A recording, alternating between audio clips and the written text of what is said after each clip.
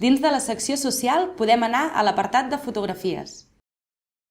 Un cop s'obri, podem veure la llista d'àlbums. Prement a un àlbum podem veure les fotografies que aquest conté. Premem a la fotografia, podem anar passant-les endavant i endarrere. Prement a la icona de la càmera, podem fer una fotografia amb la tauleta. Un cop enquadrada la imatge, podem prémer el botó blau per fer la foto. Prement el botó de retornar, podem veure la foto que hem fet.